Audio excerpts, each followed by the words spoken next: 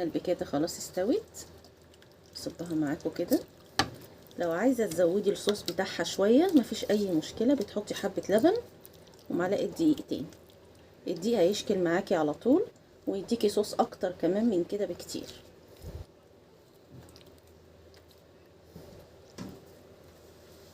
لو عجبتكم الوصفه ادعموني بلايك واشتركوا في القناه وفعلوا زر الجرس. بألف هنا وشفا. تعالوا نشوف الطريقه. السلام عليكم ورحمة الله، والصلاة والسلام على أشرف المرسلين سيدنا ونبينا محمد وعلى آله وأصحابه أجمعين. ازيكم يا حبايبي، عاملين ايه؟ هعمل معاكم النهاردة بيكاتا بالمشروم، يعني صدور فراخ بالكريمة وبعيش الغراب. دي مكوناتها. معانا أي كمية من البانيه وبصل وعيش الغراب ومعلقتين دقيق وملح وفلفل وكوباية من اللبن. تعالوا نشوف الطريقة. حطيت صينية على النار وحطيت فيها معلقتين زبدة، وهنزل كده بصدور الفراخ خليها تاخد تشويحة في قلب الزبدة.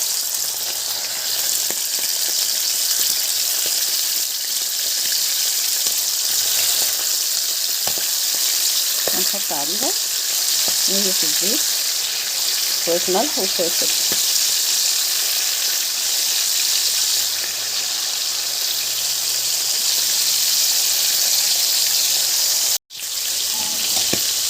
هنا خلاص خدت لون معايا، هتتحمر بالشكل ده. اقلبها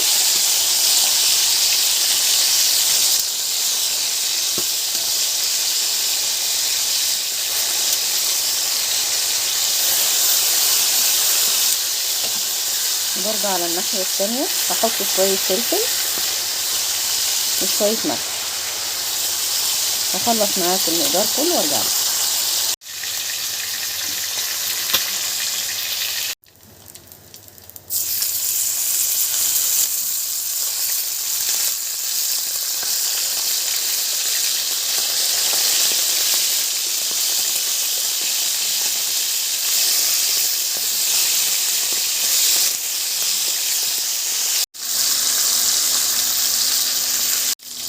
هنا خلاص الفراخ معانا خلصت، خدت الوش الحلو ده.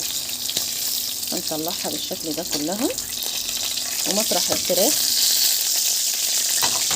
هننزل بالمشروم او عيش الغراب وهنديله تقليبه لحد ما يدبل بس معاه.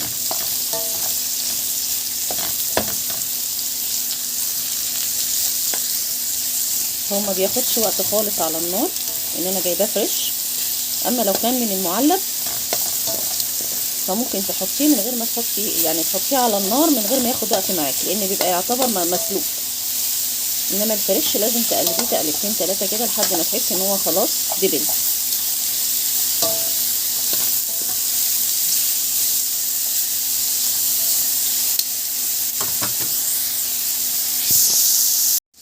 هنا خلاص خد معايا اللون بالشكل ده. هطلعه من الصينيه بالشكل ده واصفيه كويس، عشان في نفس الصينيه اللي انا عملت فيها الفراخ والمشروم هنزل بالبصل. هنا بعد ما عملت الفراخ وعملت عيش الغراب هنزل بالبصل بتاعي في نفس الصينيه وهقلبه لحد ما ياخد اللون البراون اللي هو بياخد مطرح الفراخ والمشروم. هقلبه تقلبتين بس كده لحد ما يدبل وياخد اللون معايا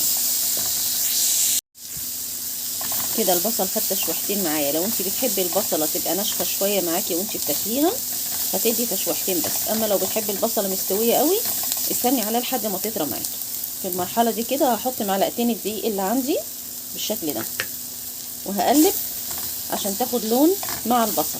واول ما تاخد اللون البني بتاع البصله كده هنزل معايا بكوبايه من اللبن كده، كأنك بتعملي بالظبط بشاميل بس من غير بصل طبعا.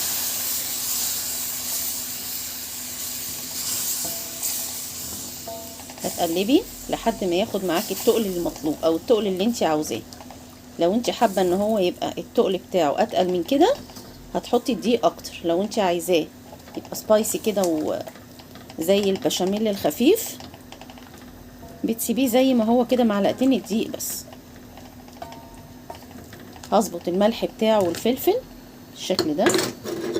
هتدوقي الحدق بتاعك المطلوب، هتحطي شويه الفلفل وشويه الملح، وهتنزلي بالفراخ بتاعتك عليه كده.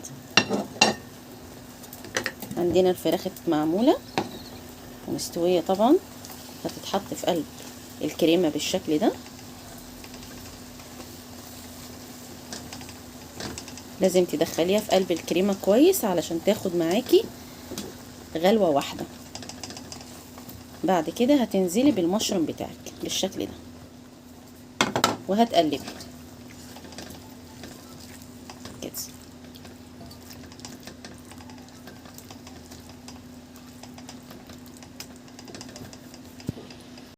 كده خلاص انا حطيت فيها الفراخ والمشروم زي ما قلت لكم.